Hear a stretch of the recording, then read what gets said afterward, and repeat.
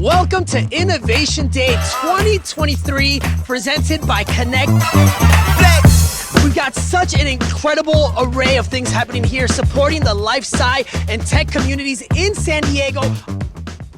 It was Lisette, who you're going to meet in a moment if you don't know her already, that just said when we got together as a panel to come to talk to you, that it really was, the family around Cal State San Marcos and innovation.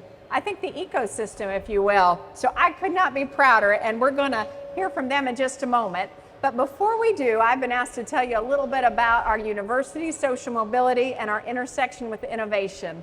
And I'm going to try and be as brief as I can, but I'm a president, and presidents of the university, we're not known for our brevity. But I'm going to try and make that work because we have too many special guests up here.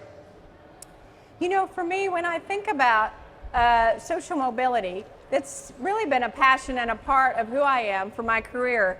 Earlier in my career at the university where I came from, I had the honor of starting a National Social Mobility Center. And really what I was learning, and I'm still learning about social mobility, is that innovation is at the heart of it. And we need to make a point. It's so important to bring many different people to the table with many different ideas. And to do that, we need to make sure that we're offering the opportunity and the support to help people get to the finish line for college graduation. So I am very proud that my university was ranked #1 in the nation for social mobility. Now, where I am talking out of both sides of my mouth is I usually tell you why rankings are so not important and don't measure the right thing. But in this case, I am all in.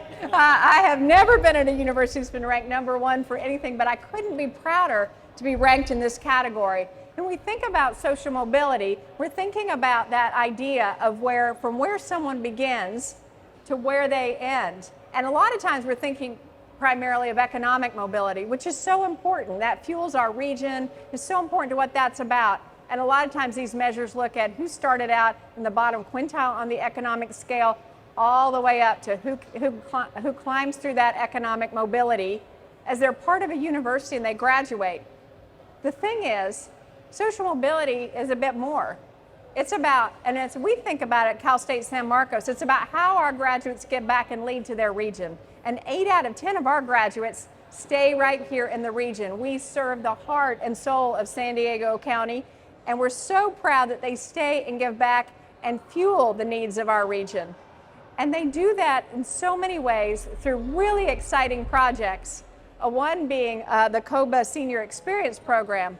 I noticed, and I hope he doesn't mind, that Malin Burnham's here, and he helps us support that program.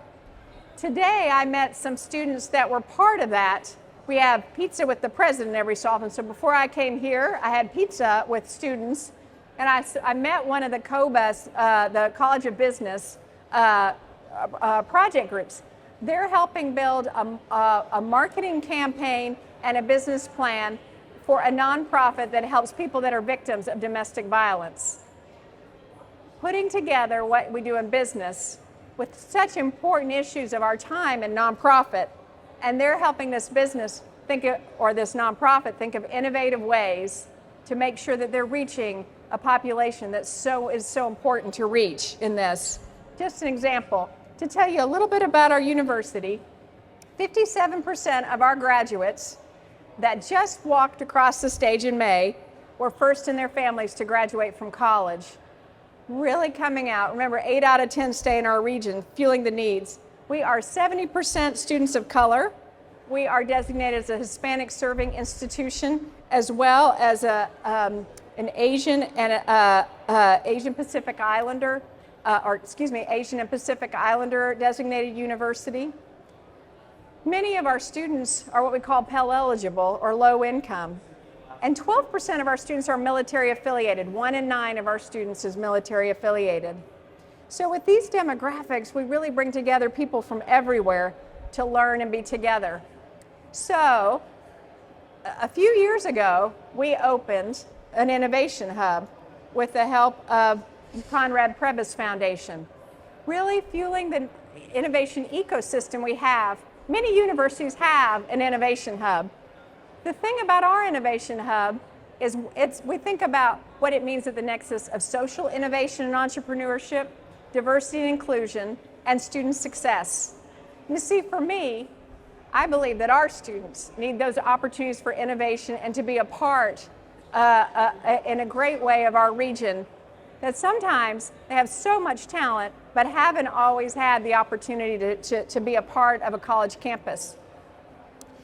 We have really appreciated partnerships with our K-12, and we have an alliance program starting with students coming in to our campus in the 3rd grade, really going out into the school system, thinking of it as a K through 16 model that bring students in to make sure that they know they have that pathway that they're creating all the way through social mobility and graduation and beyond.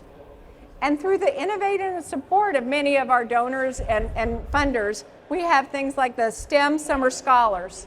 Again, on many campuses, students work in labs. But on our campus, we had students that were shut out of our labs. And the reason they couldn't be in our labs is they needed to work during the summer. They needed to work all year round.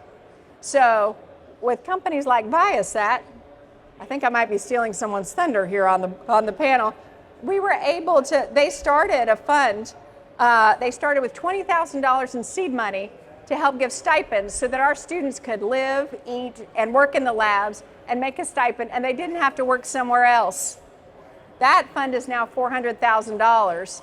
And one of the most fascinating things to me is I don't understand everything in the labs, but when I visited, one of our labs just found a marker for alopecia areata, and it is being sent in for publication right now, and really is a breakthrough in autoimmune diseases. And it happened right here in our lab with our first generation, many transfer students, some students not from this country, right here in our labs at Cal State San Marcos. It is about the partnership that we have with the community. And as I mentioned before, we started an innovation hub and creating an innovation ecosystem. We have here some of our faculty scholars that are our innovation faculty scholars that are right here doing projects and work, again with the support of the Conrad Prebys Foundation. And before I turn to the panel, I want to tell you about one because it applies to one of our panelists. One of our faculty members who was a part of this last year was Matt Mincy. He's a lecturer in nursing, and he created the CSUSM Mobile Wellness Initiative. It's interdisciplinary, and Matt explored the benefits of incorporating a mobile health unit into student learning and experiences across health and human service disciplines. With this funding that he received, he outfitted a mobile van with equipment and supplies to send students into the community with health professionals to provide free health and wellness services in medically underserved areas in our region, giving back to our region, leading in our region, and helping our students learn. And it's all about partnering with the community. And we were excited to team up with TrueCare and for this initiative. And I was so excited for my little dog and I to go see this, the TrueCare's launch of the annual healthcare and breast milk drive at San Marcos. What I loved was also seeing our faculty and our students throughout this event being part of it and integrated into it. Thank you, Michelle. And it meant so much. Again, working and learning together.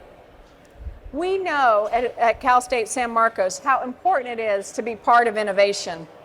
And one of the things that has happened recently for us is we have started an engineering program 4 years ago and just graduated our first class of electrical engineers. This came with generous support from Viasat, Hunter Industries, and the Nordson Corporation. Our engineering program launched in 2019, and really, we owe so much to Simon Kuo, also on this panel, the Vice President of Quality at Viasat, who was a big advocate for us.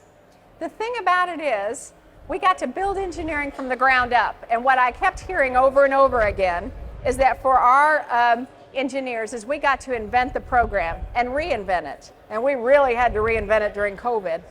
But the other thing that's really great about the program, we think and tie that into social mobility, is over 30% of our software engineering majors last year were military affiliated. And every time one of them graduates, there's 4 jobs waiting that they can choose from. And 50% of our 400 total engineering majors were Latinx. The national average is 9%. So not only are we building engineering, getting to do it in some of the most creative ways. I see a faculty member here right now that's building it. And then making sure that we're creating an engineering program that's inclusive and innovative. And again, serving the needs of our region. But I know you did not come here just to hear from me today. And so I want to hear from some of our panelists. And these panelists are really special. Today's panelists include Kirby Brady, the Chief Innovation Officer at the City of San Diego. Then we have Michelle Gonzalez, the President and CEO of TrueCare, and also a graduate of CSUSM. Lisette, Islas, Executive Vice President and Chief Impact Officer of the Metropolitan Area Advisory Committee on Anti-Poverty, MAAC, the MAAC project, who teaches me more about social mobility and what happens beyond graduation each and every day. We also have Ingo Hentschel from our foundation board, San Diego Market Vice President for Cox Communications. And of course, I mentioned Simon Kuo, the Vice President of Quality at Viasat, and our most recent honorary degree recipient. So I want to thank each of you for being here today. And I want to invite each of you to introduce yourselves take a moment to kind of reintroduce yourselves for a moment, if you will, but just share your connection to CSUSM. And if we could do this one in a lightning round, because we have many questions to get to, I am going to start, if it's okay with you, I'm going to start down there with Simon and come this way, and then we'll mix it up a little bit. Okay, so my name is Simon, and yes, I oversee quality at Viasat, but my education is in engineering, and even with all the stuff that I've been doing at Viasat, it's been still very engineering focused. My connection to Cal State San Marcos was a little over 10 years ago. I stepped on campus and I really was just hooked at its mission. So I continue to stay involved. Right now, I'm one of the foundation board members. Hey, good afternoon. My name is Ingo Hentschel. I'm with Cox Communications. My connection to Cal State San Marcos is actually, I'm on the foundation board, but both of my sons graduated from Cal State San Marcos, one with a business degree, who is currently a naval officer deployed right now, and the other one's a teacher in the Oceanside district. And my connection, one of the things I think is really important about Cal State is I think it's one of the universities, or Cal State is one that is living up to the vision of the Cal State system. And most of the folks stay in the region. I've seen that with my sons and others, and just a fantastic organization. Hi, good afternoon, everyone. Lisette, Islas, the Executive Vice President at MAAC. MAAC is a nonprofit that serves the entire region and really focuses on economic development, helping families in a comprehensive way to help address any issues that come into their lives so that then they can build their finances up. And when you have economic stability, you can do a lot more things, right? And so it's hard for me to crystallize our connection with CSU San Marcos because there are so many connections.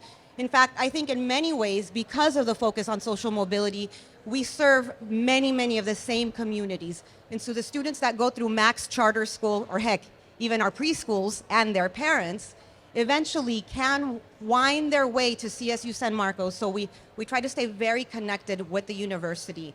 The business school actually supports us in helping do a lot of assessments of our programs and figuring out our economic impact for the region, lots of different ways.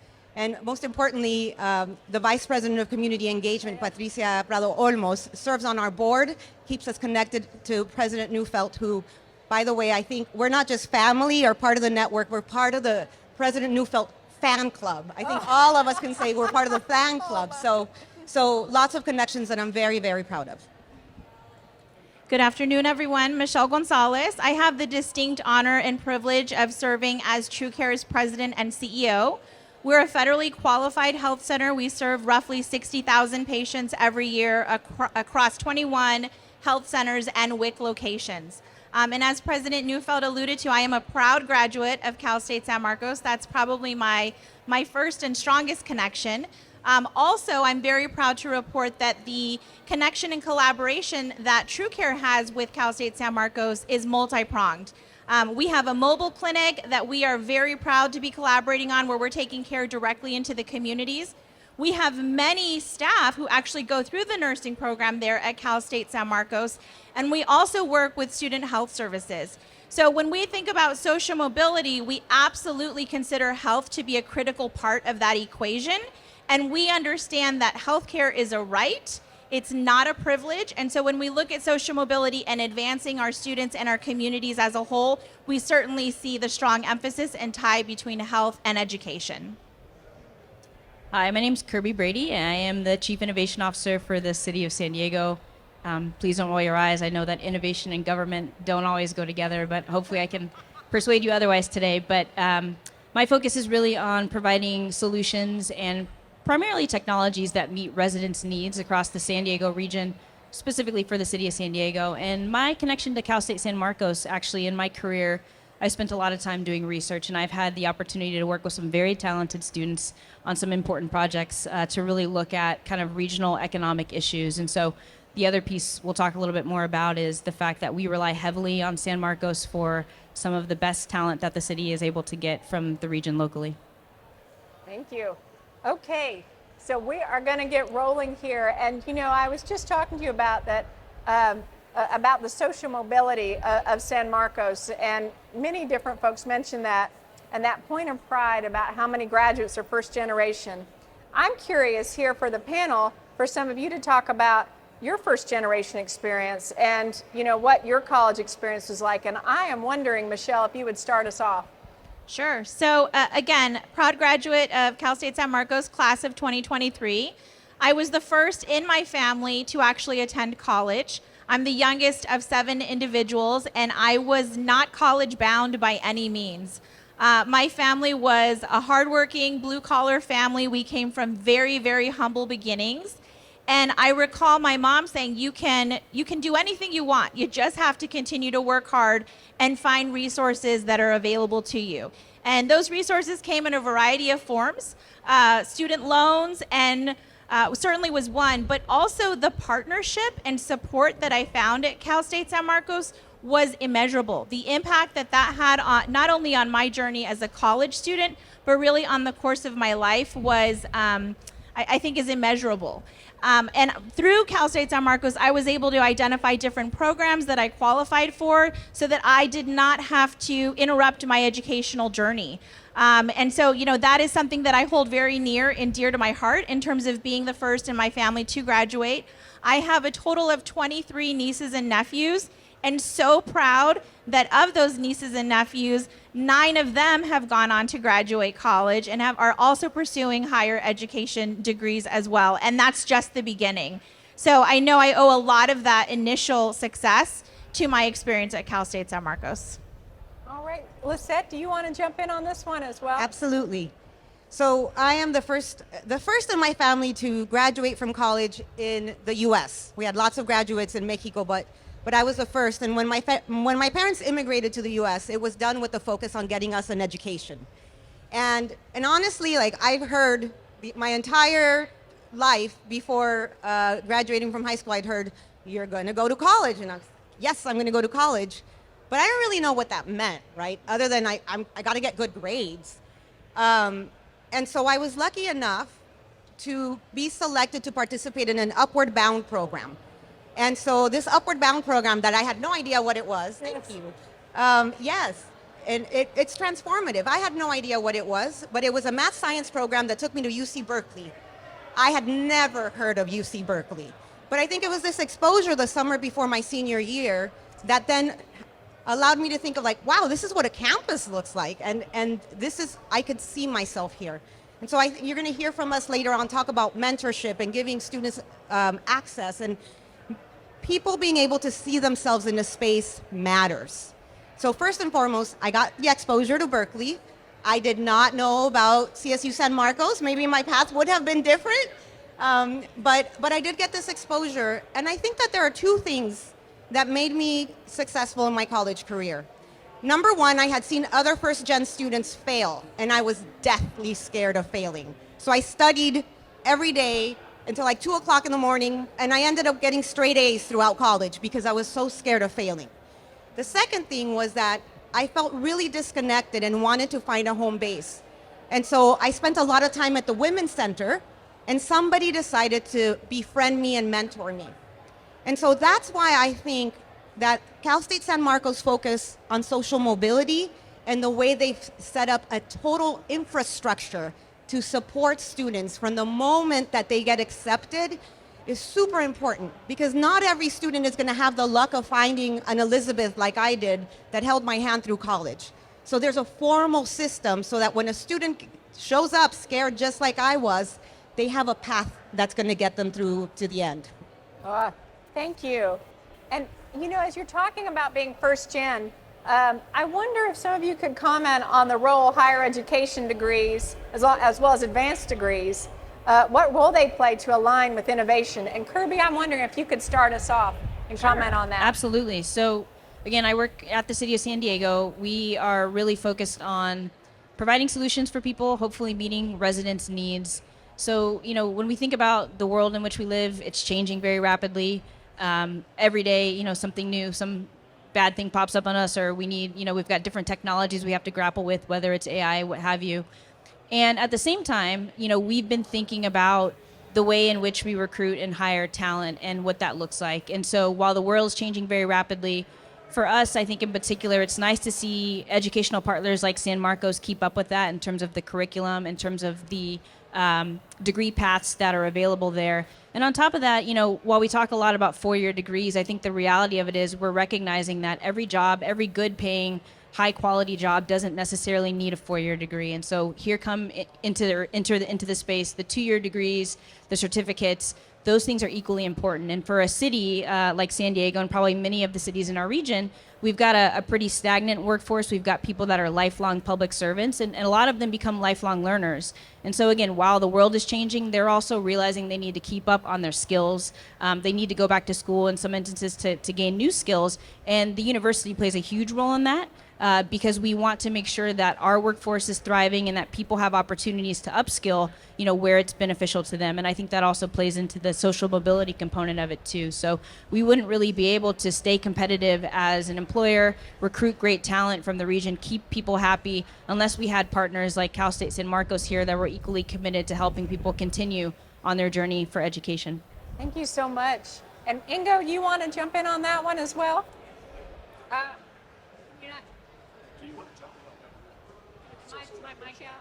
Oh, yeah. Sorry about that. I can't hear with the wind over there. I'm going to borrow this mic. There. So how many of you think that Cox Communications is just a cable company? This is our participation from the audience. Okay. So let me give you a little context and then some of the explanation around the social mobility and some of the innovation will come pretty clear. So Cox is a 125-year-old company. It's been owned by one family for that 125 years, and it has about 50,000 employees worldwide. And one of the great things about being owned by a family is the family has come down and said, we want you to do 3 things as it relates to the community. The first is take care of people. And how do you do that if you're a cable company, right? Well, that is making sure there's digital equity there, making sure that our kids have access to the same resources that every other kid has access to, which is the internet. And it goes beyond that because we also want to make sure they have access to the internet, but they also have the devices that allow them to connect to the internet that are similar. And the other thing around taking care of people is focusing on diverse spending. So you talk about social mobility, right? And if you see people starting companies, being able to reach into the community and saying, hey, we'd like to do business with you and help you along and grow. And so Cox is committed to spending $1 billion by 2026 with diverse spend.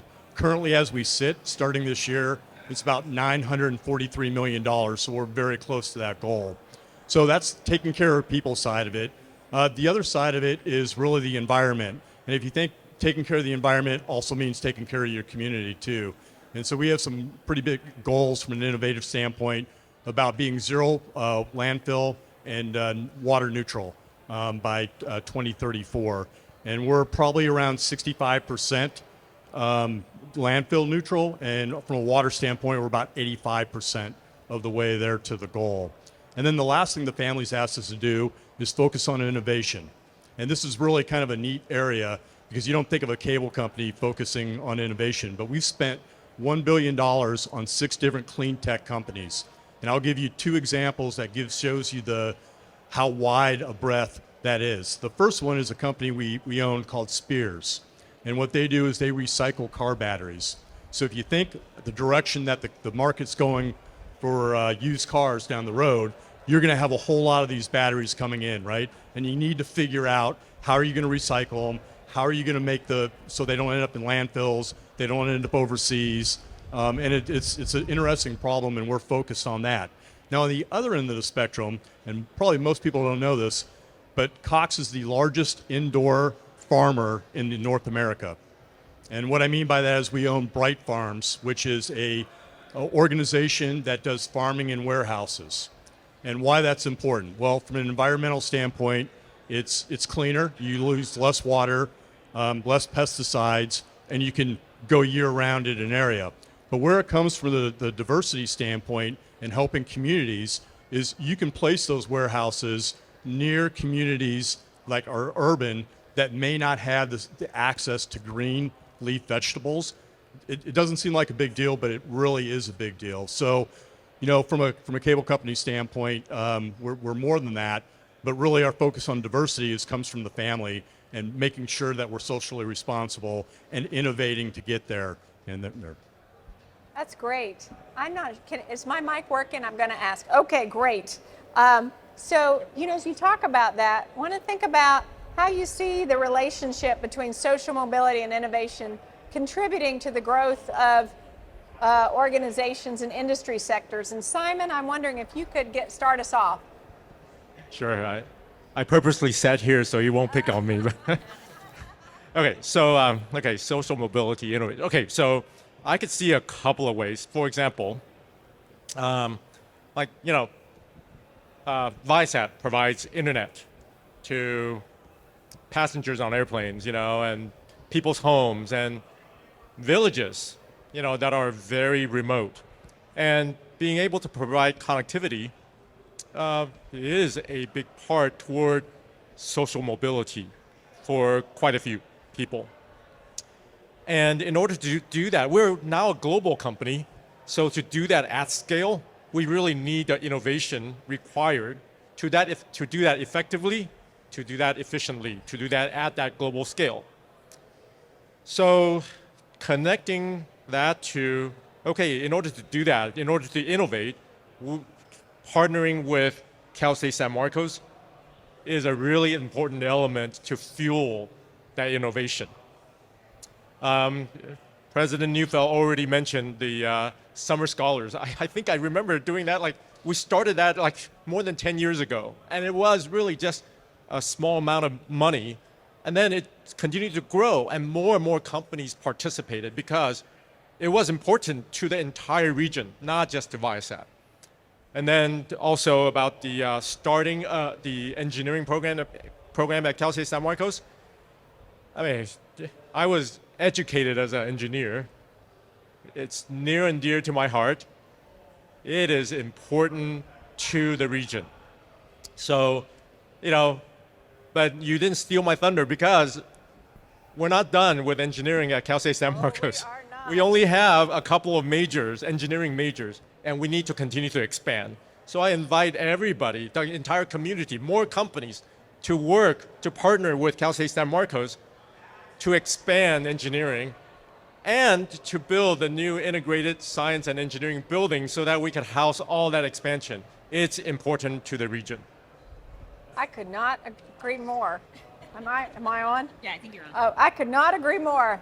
I am so glad I picked on you for that question, Simon. Lisette, do you want to add to that one as well? Dr. Neufeldt, can you give me the question again? Because I was so enraptured by Simon's answer. Not at all. I should have. But as we think about the relationship between social mobility and innovation contributing to the growth of organizations and industry sectors, what does that relationship look like? How do you see that? Yeah. So there's two branches that I'm thinking about with regards to this and how this impacts my world. Number one is nonprofits are businesses, right? So as everyone else is thinking about AI and kind of pushing the edges of innovation, so are we. And so I'm constantly thinking about what are the opportunities for growth for our business line, for the people that we serve, for our staff, et cetera. So there's lots of different branches that we're constantly in conversation about and absorbing into our work. But the second part of it is that obviously, like, my work is serving the community. And so when I look at economic development, I have to think about how I overlay the communities that I'm working with opportunities and innovation and connect them with folks like Ingo and Simon, right? So how do I create pathways for the communities that I'm serving to have access to the innovation centers, the brand new thinking, so that then they can then wind themselves into successful careers, be it through degrees, or as Kirby pointed out, not everything innovation related requires a degree, right? Some of these are just stackable certificates that people can get to lead to really strong incomes and careers. And so those are all reasons why we stay connected to CSU San Marcos in really evolving the thinking about our work. Yeah, you mentioned the engineering program starting up, and I had mentioned our battery technology. Not too long ago, we took some engineers from the engineering group up to our auto auction up in Riverside so they can see the work that they were doing to try to figure out the battery side, because there's a project committee doing the project with batteries. And so that natural involvement between business and academics is really critical to drive innovation, to be able to see how it practically can be applied out in the real world and take it back and allow the students to see it also. Yeah, Michelle, do you want to add to specific examples of initiatives or programs for TrueCare that have implemented to promote or advance innovation and social mobility? Yeah, absolutely. So I think we both sort of alluded to this, but most recently we received funding from the Conrad Prebys Foundation for a new mobile unit. Yeah. And this mobile unit is really fantastic in that it allows us to take care and services directly to individuals in the community. And so we're really breaking down barriers. And what's fantastic about this mobile is that it is really a one-stop shop. It has not only the capability of offering medical services, but dental services as well. So again, when we think about social mobility and the advancement of individuals, we have to look at it across the spectrum. So much of what impacts one social mobility factor, those are issues that are a lot of times beyond their control. Their race, their gender, their socioeconomic status. And we know that individuals who are lacking in those areas are less likely to advance over the course of their lifetime. And so if we can help to bridge some of those gaps with really innovative programs like mobile units, where we're taking care directly into the community, then we would consider that a win all day long. And the opportunity for TrueCare to be able to do that in collaboration with Cal State San Marcos, that's a double win. If I could add, Please. So here's what I love about San Diego. We're such a small, well-connected town. So your mobile units are now serving our community members, so our residents of our affordable housing, our zero to K centers and their parents. So there's a lot of interconnections that help families further their capacity. And similar to how we want to make sure that education knows no boundaries and zip codes are not a factor, it's the same thing with healthcare, right? We want to make sure that we can overcome as many of those barriers as possible. I'm just going to pause here because it seems like the conversation is doing a great job without me. If anybody else wants to add anything to that before I ask about challenges. Okay, I have to ask. What have been some of the challenges to implement work around these initiatives? What do we need to do? What does the future need? I don't know, Michelle, you have the mic if you want to get us started, and then we'll just... Sure. How long do we have for this panel if we're talking about challenges? I think challenges are around us, in everyone and every facet, right? Certainly we have shortages in workforce. I think everyone is experiencing that. A lot of industries are experiencing that. I think we're still trying to find the bottom of COVID and the pandemic, right? We're still coming into the realities of what some of those long-term after effects are. And burnout is real, right? Yes. People have reprioritized their lives. Specifically in our industry, we're also seeing a lot of cross generations in the workforce. So we have individuals who are no longer just prioritizing high incomes, but also the ability to balance their time. Family is really important to them, and so they want to have options for innovative schedules, if you will. And so when we look at all of this with the compounding pressures and realities of inflation, it can be sort of a ticking time bomb, or at least it feels like that. So that's just a few challenges. I'll pause there. I don't want to take all the thunder away from my fellow panelists. I tried to leave a few for you, but that's certainly what we're experiencing. I'm going to open up at this point for anybody that wants to jump in. Anybody want to jump into the challenges? Yeah, I think one of the big challenges we have is if you look at the number of visas for the people on visas here to do work in San Diego County, it's about 38,000 a year, right? Well, why can't our kids here in the region be filling those jobs? And I think preparing them for what's coming and what they need to do. And I think we have some really great colleges and community colleges out there. And the bones are there for us to be able to make sure that our kids can go through that pipeline and end up with good jobs and stay in the regions and not have to move someplace else. And we just have to figure out how to put all those pieces together. But I think Cal State San Marcos, at this point, if you look at North County and their interactions with the community colleges, it's a great model for us to build off of. Anything else? Well, I'm going to ask Kirby to start us off with the next one. And how do you see the future of innovation evolving in all of your sectors, but specifically you're the global person working for the city. So if I didn't put you on the spot too much, if you could get us. How do I see it evolving? God.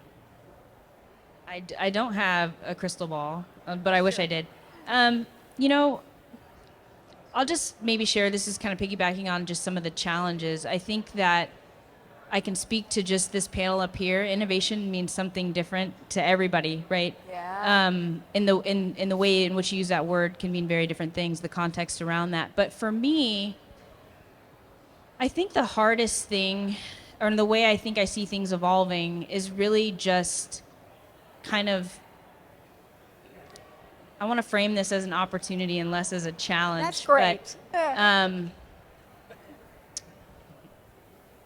I think what we're looking at right now is what we're all trying to do in our respective spaces are figure out how best to meet the demands and the changing needs of our world, whether it's providing direct services to residents, whether it's talking about healthcare, whether it's talking about communications, technologies. And the way I see this evolving and the way I hope that it evolves is that we continue to really focus on listening. I can tell you that in my job at the city, one thing that's become really important when I think about innovation and when I think about how historically government has treated innovation, government's really good at telling you what we think you need and what we think the problem is and how we think that it should be solved.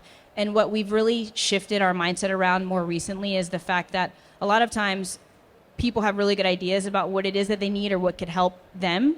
And that's really, I think, fueled our innovation work at the City of San Diego. It's really been around how can we be more intentional about listening, bringing people to the table to have those conversations. So including, residents, including citizens in that dialogue. That's kind of, in my opinion, the future. I think we think of innovation as, some really smart people are dreaming up the next big technology and you read about it in these, you've got sci-fi writers and all this stuff. But I really think in social innovation, it's really about our connections with each other and making sure that we're having those conversations about what we see as sort of our collective future and how we get there. So I think that for us, it's really more about listening and being inclusive in our discussions around innovation. So well said, and putting together, bringing together, as you said, so many of the different ways that we think about innovation. So for anyone else on our panel, how do you see the future of innovation evolving in your sector? Okay, I'll jump in here. Okay, Great. so just to frame the context a bit, okay, I don't want anybody to get the impression that I think, innovation means, engineering, okay, because I talk about engineering a lot. Yeah. I think innovation is really looking at things in ways that's never been looked at Yes. before. And then applying whatever it is, whether it's social or technology, in many different ways to really get to something very novel, ways that's never been done before. To me, that's what innovation is. Yeah. And so, yes, sometimes it includes engineering, but what's even more important is to really look at as many diverse viewpoints as possible so that we could look at potential solutions and not be limited by only what we know, but to really imagine all the different things that we don't know. And I think that's really hard. I think most of us, and most companies, I think if we aren't trying I think we limit ourselves in what is possible. So I think that's a big challenge. Wow. Anybody else want to follow that? No. You know, I think that both of you really captured something so much about why social mobility, inclusion, equity, and diversity, the cross-section of innovation is so important. Because if I get in a room with everybody that looks like me, then we're going to get a lot of, or is from where I'm from, or grew up the way I grew up, then we're not going to have the full power of innovation. Lisette, did I cut you off? Were you ready to jump in on that one at all? No, but I can add something to it, yeah. So, I think the collection of comments between you, Simon, and Kirby, for me, has me really thinking about, to a certain degree, every generation has to kind of get out of the way, right? So all of us here on this panel are in leadership spaces. Yeah. And we have ideas, as you said, Simon, about how things should be done. And in some ways, our job is really, as Kirby said, to ask really good questions and listen and create spaces where people can say, here's the idea, right? Because we're not doing all aspects of the work wherever we happen to work. So there's people that are real time looking at opportunities that we may never see. And so as leadership members, in many ways, I think our responsibility is not to assume we have the answer, but to just know that our role is to ask really good questions and find very different spaces to get answers. Yeah, I think that is so well put. And sometimes to make sure that we can bring people into the pipeline, to bring their good idea and talent to the table, it really is about mentorship and career development and helping individuals, especially those that haven't always had opportunities or from backgrounds that haven't always had opportunities to advance in anything from healthcare, nonprofit, technology, all the fields. And Lisette, since you had the microphone last, I'm wondering if you could pick this one up and keep us going as we think about mentorship. Yeah, absolutely. So Ingo, you mentioned the 38,000 staff members that you have that have visas, right? Is that what, 38,000 in the region? It's in the region. Okay. For tech. Wow, that's a lot. Okay. So 38,000 for tech in the region.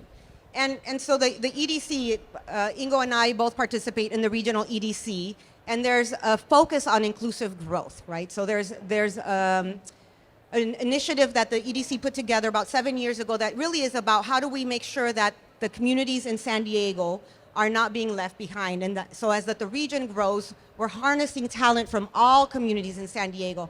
Part of the reason why we need to do that is exactly what Ingo pointed out. We can't continue to, when we look at the cost of living in San Diego, we can't continue to recruit people from outside the region and from outside the United States to work in our companies. And so the smartest business decision we can make is to figure out how to tap into homegrown talent. And doing that means going into communities like those that President Neufeldt is serving, really with the focus on social mobility, and making sure there's a pipeline from the communities to the businesses that we all work for. And so when I think about these issues, I very often think about how do we strengthen those pipelines and how do we tap into new spaces, because as you know, we serve 100,000 people a year, and every time I say that number, it kind of makes me gasp. That's a lot of people. But that's not every person that needs to be served. So the challenge is how do we continue to serve communities that are disconnected and make sure that we bring their talent to the fore, because they're the ones that are going to have the innovative ideas that we're looking for. So well put. Kirby or Ingo, do you want to add to that? Yeah, I want to piggyback off of a few things that Lisette shared with us, but I think one thing you said earlier that we've talked about is it's really hard for someone to dream big and think about what that career could be in a field where they've never seen someone do that, or they don't know an engineer, they don't know a doctor, they don't know a city administrator. And so I think that when we talk about kind of the career development and mentorship, what that really means, I think the exposure is a big piece of it. I've been fortunate enough to also work with the EDC in my time there doing the research to really focus on the fact that, we are competing as a city, as a region, globally. The talent that we're developing here, we are incredibly lucky if we can keep any of those people here in San Diego, but it is a dogfight out there for any of these industries to keep that talent.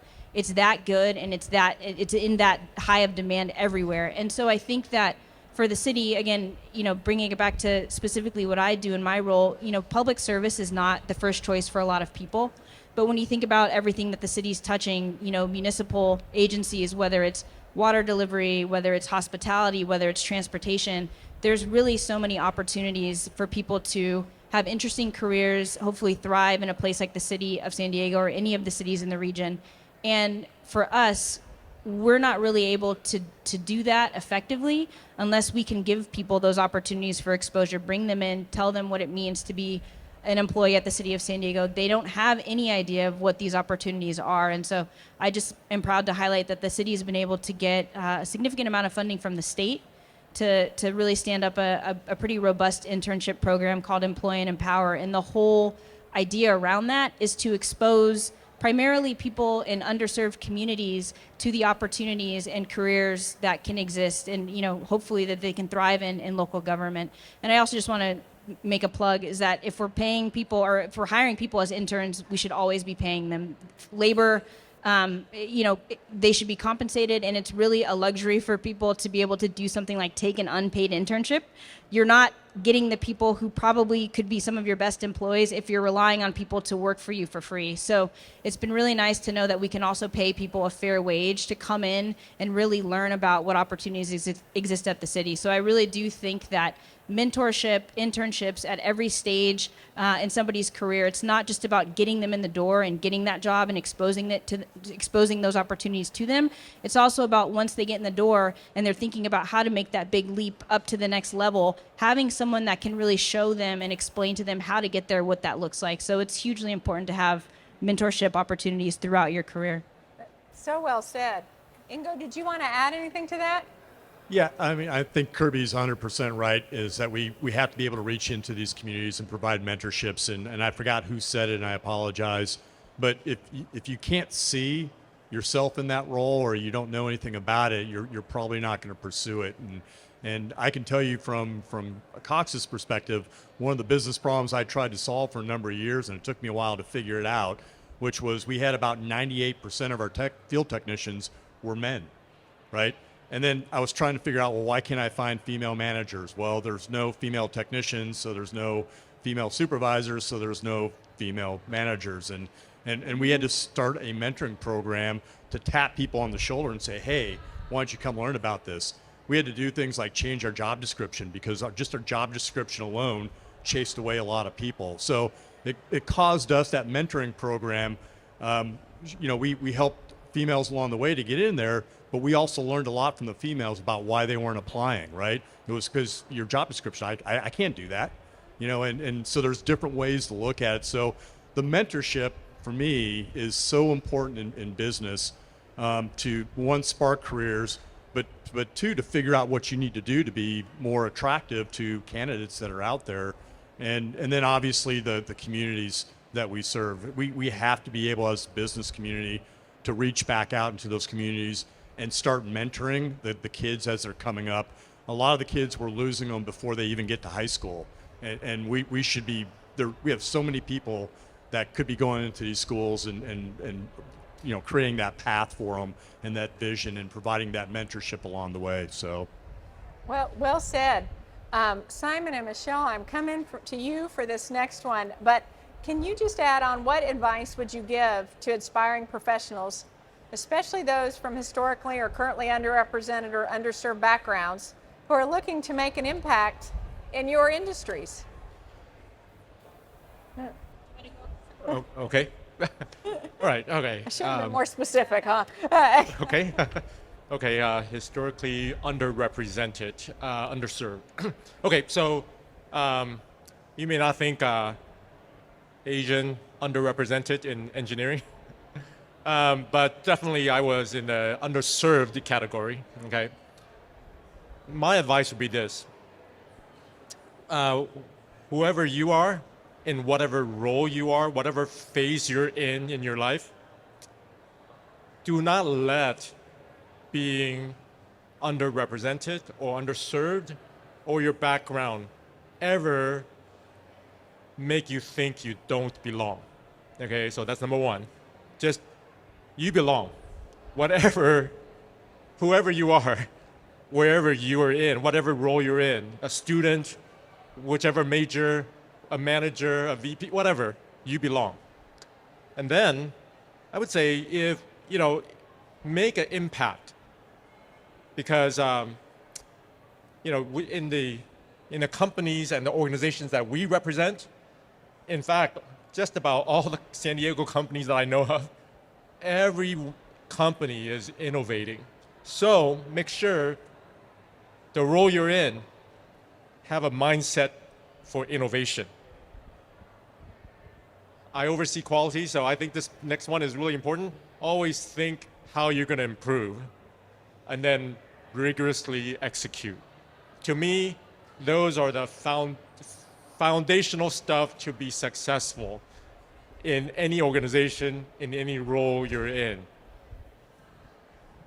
That's a great answer, Simon. And I think I would just add to that. So, specifically for TrueCare, again, being a federally qualified health center, our workforce is made up of underserved and underrepresented individuals. And that is also our patient population.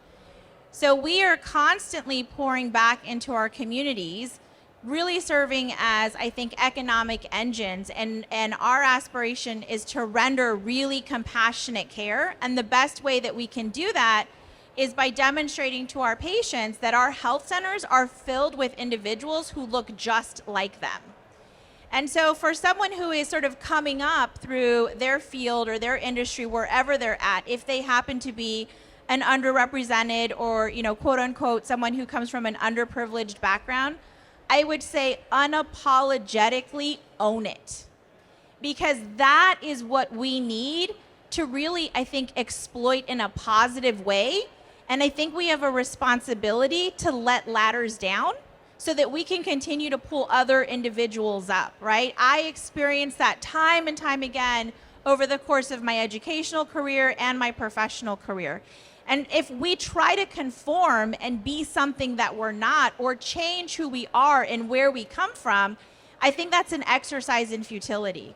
So really owning who we are, and I think finding, small actions, right? All of those things add up to big impact. So it's making a plan every single day. What is one small action that I'm going to take that's really going to impact me today and for my future? And all of those steps, as we know, add up over time. That coupled with being who you are at your core, I think can be key ingredients for success. Oh, would anybody else like to add to that one? I'm going to go to one more question, then we have a few minutes left. I'll ask if you would like to ask any questions out there. But before I close my part of it, I'm going to ask each of you to respond. What should those in our audience take home today, related to how they can work within the spheres of influence to advance social mobility at the intersection of innovation? So who would like to get us started with that one? That deep, wonderful question. I'll take a shot at it, but Great.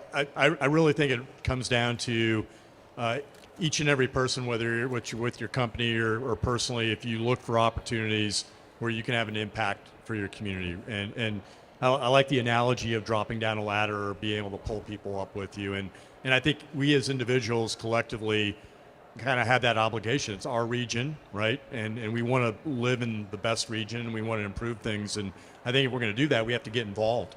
And we have to have an impact, and we have to go out there and find ways we can individually have an impact, but we also have to hold our organizations accountable to doing the same thing and living and creating the communities that we want to live in. So that's kind of how I would answer that. Thank you for starting us off. Simon, Okay, it looks I'll like make you're mine picking short. up next. Okay, I'll make mine short. I would say just make sure that in your sphere of influence, make sure everybody's voice is heard. That's all. Great. So I'll tag on.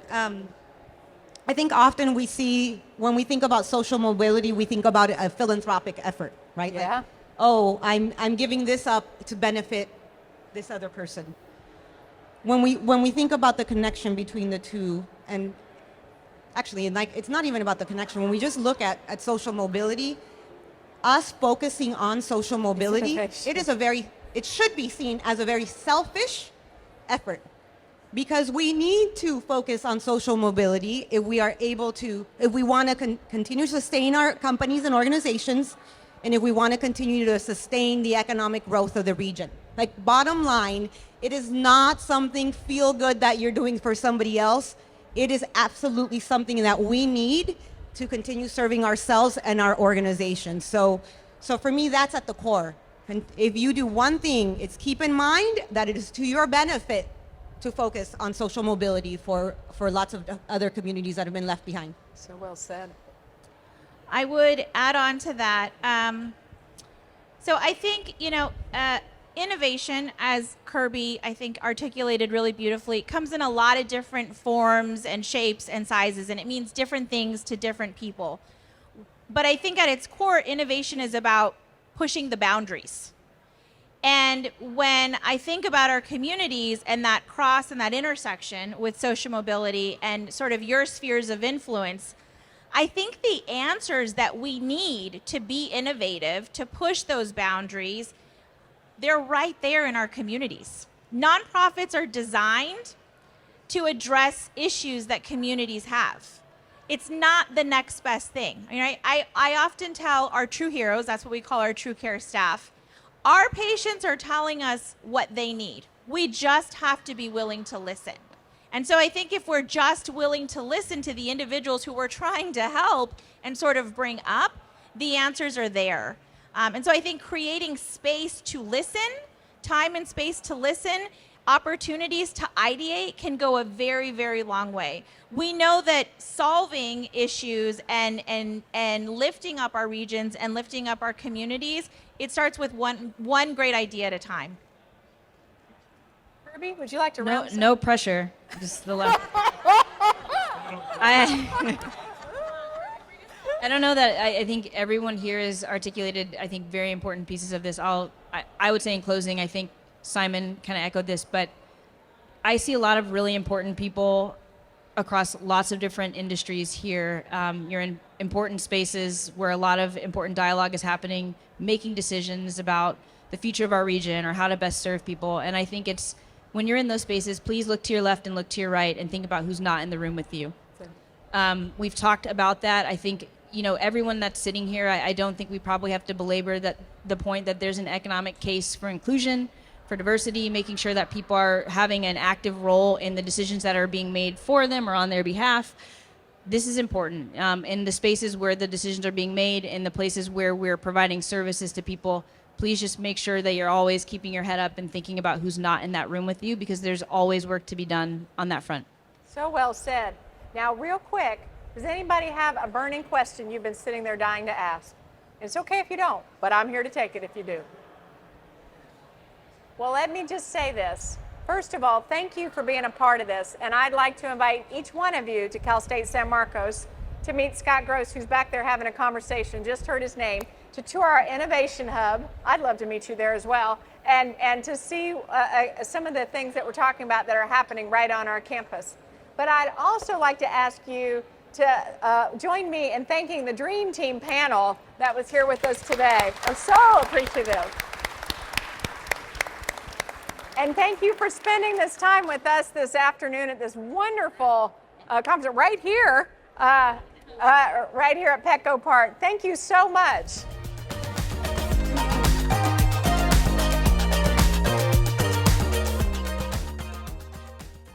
I really feel passionate about sharing the San Diego talent, elevating San Diego, because it is the best place to be an entrepreneur.